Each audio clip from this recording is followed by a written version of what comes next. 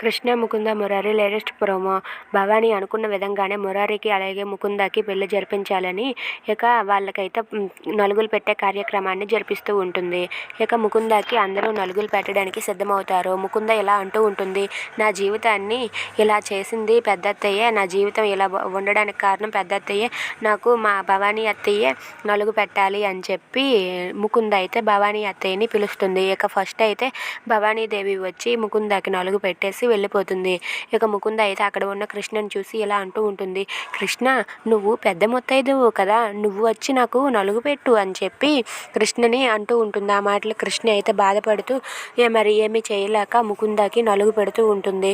ఇక అందరూ కూడా అలా ముకుందకి నలుగు పెట్టేశాక ఇంతలో మురారికి అయితే రేవతి అలాగే నందిని వాళ్ళు నలుగు పెట్టి మురారిని కూడా నలుగు పెట్టేలా చేస్తారు. ఇక మురారి అయితే ఇలా అంటూ ఉంటాడు, ముకుంద నువ్వు కానీ ఏ చిన్న తప్పు చేసినట్టు తెలిసినా నేను ఎంక్వైరీలో తెలుసుకున్నా, నేను నీ ముఖం కూడా చూడనని చెప్పి వార్నింగ్ ఇస్తూ ఉంటాడు.